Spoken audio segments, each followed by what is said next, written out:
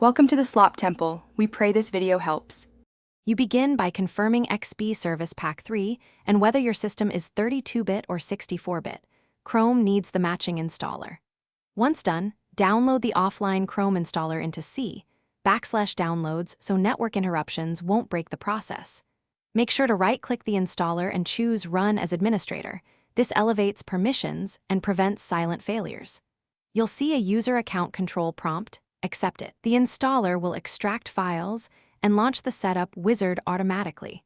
Starting the installation, you follow the setup prompts. Accept the license and review install options, because choosing correctly avoids extra background processes later.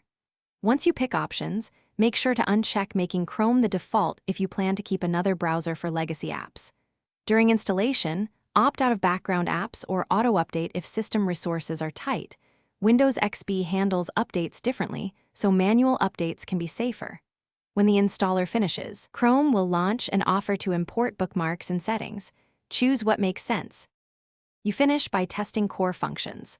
Open several sites, sign into Chrome to enable selective sync, and verify extension compatibility, because older extensions may misbehave on XP.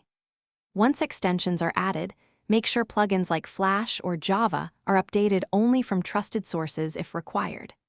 If something goes wrong, try running the installer again as administrator or in Windows XP compatibility mode. Check Event Viewer for error codes and free up disk space. If problems persist, reinstall cleanly after backing up bookmarks and Thanks for watching. Consider subscribing if we helped you.